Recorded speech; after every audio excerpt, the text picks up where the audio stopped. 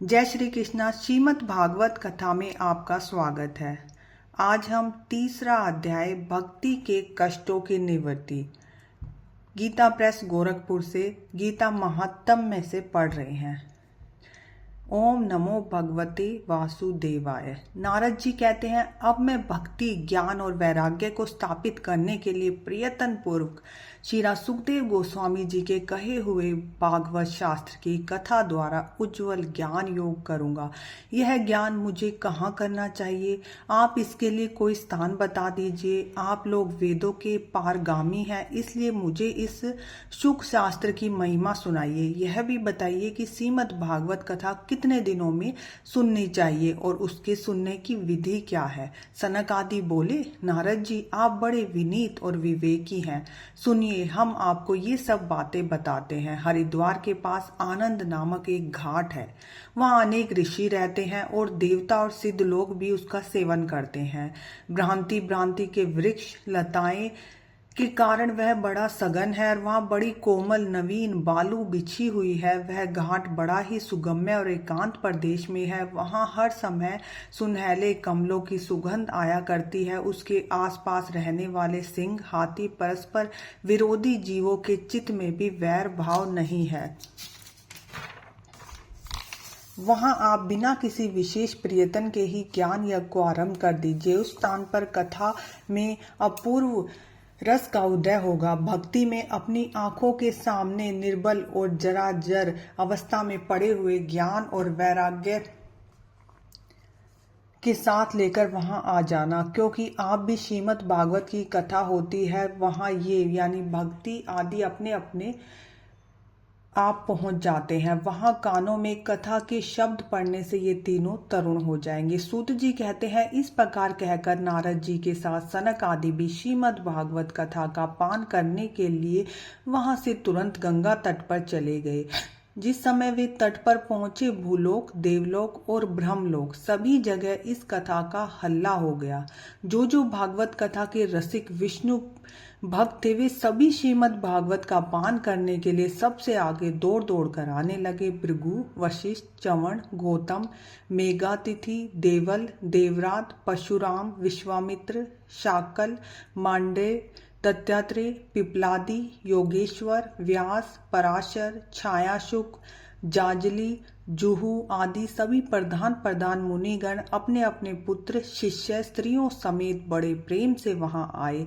इनकी सेवा वेद, वेदांत, उपनिषद, मंत्र, तंत्र, 17 पुराण और 6 शास्त्र भी मूर्तिमान होकर वहां उपस्थित हुए। गंगा आदि नदियां, पुष्कर आदि सरोवर, कुरुक्षेत्र आदि समस्त क्षेत्र, सारी दिशाएं, दंड एवं वन, हिमालय आदि पर्वत, देव, गंधर्व और दानव आदि सभी कथा सुनने चले आए। जो लोग अपने गौरव के कारण नहीं आए, महर्षि भृगु ने समझा बुझाकर ले आए। तब कथा सुनाने के लिए दीक्षित होकर श्री कृष्ण परायण सनक आदि नारद जी के दिए हुए श्रेष्ठ आसन पर विराजमान हुए। उस समय सभी श्रोताओं ने उनकी वंदना की। श्रोताओं में वैष्णव, विरक्त, सन्यासी, ब्रह्मचारी लोग आगे बैठे और उन सबके आगे नारद जी विराजमान हुए। एक और ऋषिगण, एक और देवता और एक वेद और उपनिषद तथा एक और तीर्थ आरती बैठे और दूसरी ओर स्त्रियां बैठी। उस समय सब और जय जयकार, नमस्कार, शंख का शब्द होने लगा। अबीर, गुलाल, खील और फूलों की खूब वर्षा होने लगी। कोई देव श्रेष्ठ तो विमानों पर चढ़कर वहां बैठे हुए सब लोगों पर कल्प वृक्ष के पुष्पों की वर्षा कर रहा था। सूत जी कहते हैं, इस प्रकार पूजा समाप्त होने पर जब सब लोग एकाग्रचित हो गए, तब सनक आदि ऋषियों ने महात्मा नारद को श्रीमद् भागवत का महात्म्य स्पष्ट करके सुनाने लगे। सनक आदि ने कहा, अब हम आपको इस भगवत शास्त्र की महिमा सुनाते हैं। इसके श्रवण मात्र से मुक्ति हाथ लग जाती है। श्रीमद् भागवत की कथा का सदा सर्वदा सेवन आस्वादन करना चाहिए। इसके श्रवण मात्र से श्री हरि हृदय में आ विराजते हैं। इस ग्रंथ में 18,000 श्लोक, 12 स्कंध हैं तथा सुखदेव जी और राजा परीक्षित का संवाद है। आप यह भागवत शास्त्र ध्यान देकर सुनिए। यह तभी तक अज्ञानतावश जीव इस संसार चक्र में भटकता है जब तक क्षण भर के लिए भी कानों में इस सुख शास्त्र की कथा नहीं पड़ती। बहुत से शास्त्र और पुराण सुनने से क्या लाभ, इससे तो व्यर्थ का भ्रम ही बढ़ता है। मुक्ति देने के लिए तो एकमात्र भागवत शास्त्र ही गरज रहा है। जिस घर में नित्य प्रति श्रीमद् भागवत की कथा होती है वह तीर्थ रूप हो जाता है और जो लोग उसमें रहते हैं उसके सारे पाप नष्ट हो जाते हैं। हजारों अश्वमेघों सैकड़ों वाजपेयी यज्ञ इस सुख शास्त्र की कथा का 16वां अंश भी नहीं हो सकता। तपोधन जब तक लोग अच्छी तरह श्रीमद् भागवत का श्रवण नहीं करते तब तक उनके शरीर में पाप निवास नहीं करता। फल की दृष्टि से इस सुख शास्त्र की समता गंगा, गया, काशी, पुष्कर या प्रयाग कोई तीर्थ भी नहीं कर सकता। ये भागवत महात्म में बता रहे हैं। यदि आपको परम गति की इच्छा है तो अपने मुख से ही श्रीमद् भागवत के आधे या चौथे श्लोक का भी नित्य नियम पूर्वक पाठ कीजिए।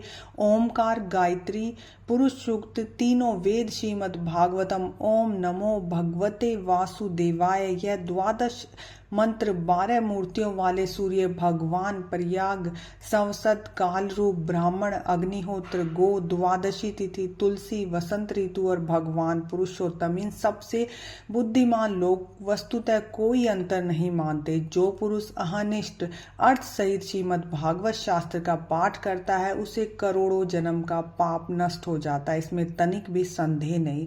जो पुरुष नित्य प्रति भागवत का आधा या फिर चौथाई श्लोक भी पढ़ता है तो उसे राजसु यज्ञ के समान फल मिलता है। नित्य भागवत का पाठ करना, भगवान का चिंतन करना, तुलसी को सींचना, गो की सेवा करना, ये चारों समान है। जो पुरुष अंत समय में श्रीमद् भागवत का वाक्य सुन लेता है उस पर प्रसन्न होकर भगवान उसे अपना वैकुंठ धाम देते हैं। जो पुरुष इस सोने के सिंहासन पर रखकर विष्णु भक्त को दान करता है वह अवश्य ही भगवान का सायुज्य प्राप्त करता है। इस दृष्टि से अपनी सारी आयु में चित्त को एकाग्र करके श्रीमद् भागवत का थोड़ा सा भी रस आस्वादन नहीं किया उसने तो अपना सारा जन्म चंडाल और गधे के समान व्यर्थ ही गवा दिया। वह तो अपनी माता को प्रसव पीड़ा पहुंचाने के लिए ही उत्पन्न हुआ। जिसने इस सुख शास्त्र के थोड़े से भी वचन नहीं सुने वह पापात्मा तो जीता हुआ ही मुर्दे के समान है। पृथ्वी के भार स्वरूप उस पशु तुल्य मनुष्य को धिक्कार है। ये स्वर्ग लोक में देवताओं में प्रधान इंद्र आदि कहा करते हैं, संसार में श्रीमद् भागवत की कथा का मिलना अवश्य ही कठिन है। जब करोड़ों जन्मों का पुण्य उदय होता है तभी इस शास्त्र की प्राप्ति होती है। नारद जी, आप बड़े ही बुद्धिमान और योग निधि हैं। आप प्रयत्न पूर्वक कथा का श्रवण कीजिए।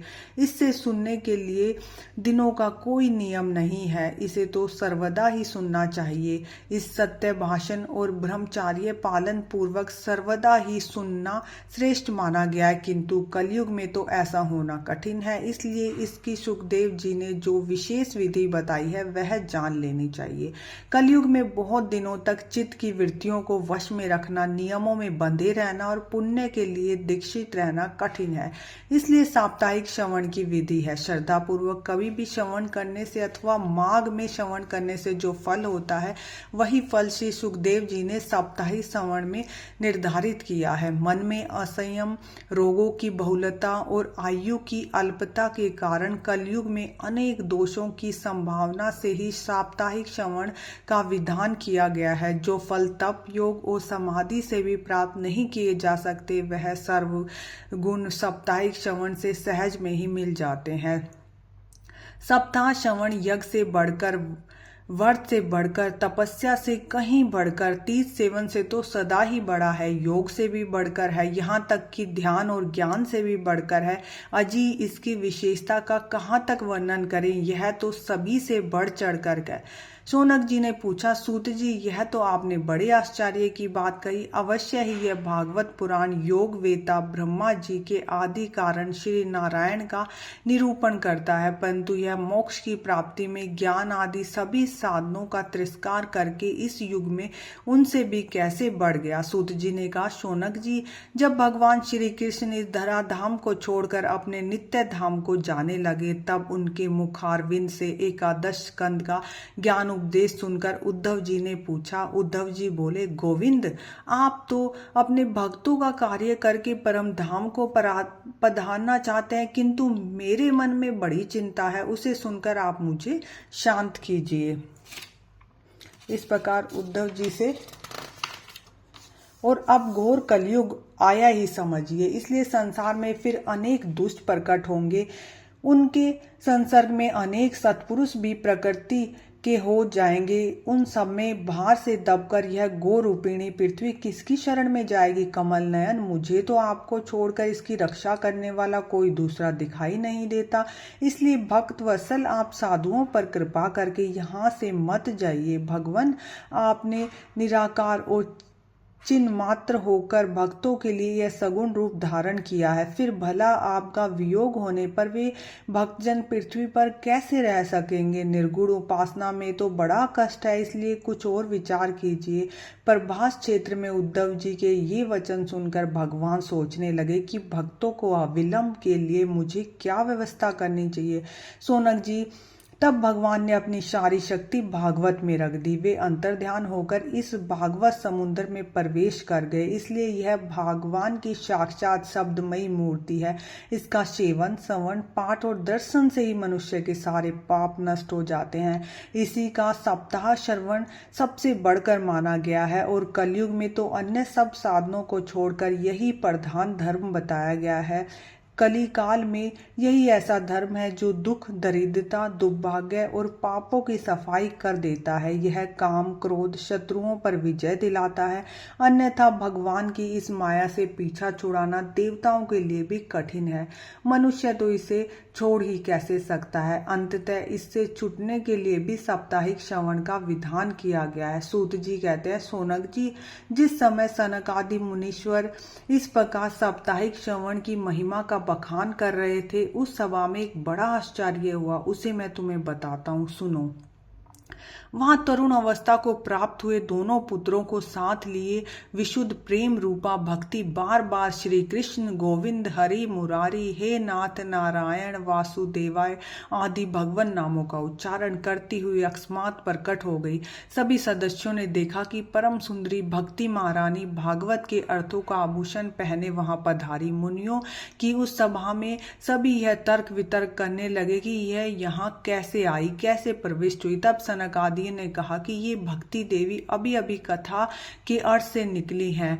उनके ये वचन सुनकर भक्तों ने अपने पुत्रों समेत अन्य विनम्र होकर संत कुमार जी से कहा। भक्ति बोली, मैं कलयुग में नष्ट प्राय हो गई थी। अपने कथा अमृत से सींच कर मुझे फिर से पुष्ट कर दिया है। अब आप बताइए मैं कहाँ रहूं? यह सुनकर सनकादियों ने कहा, तुम भक्तों को भगवान का स्वरूप प्रदान करने वाली, अनन्य प्रेमिका का संपादन करने वाली और संसार रोग के निर्मूल को नष्ट करने वाली हो। तुम धैर्य धारण करके नित्य और निरंतर विष्णु भक्तों के हृदय में निवास करो। ये कलयुग के दोष भले ही सारे संसार पर अपना प्रभाव डाले, किंतु वहां पर तुम इनकी दृष्टि भी नहीं पड़ सकती। इस प्रकार उनकी आज्ञा पाते ही भक्त तुरंत भक्तों के हृदय में जा विराजी।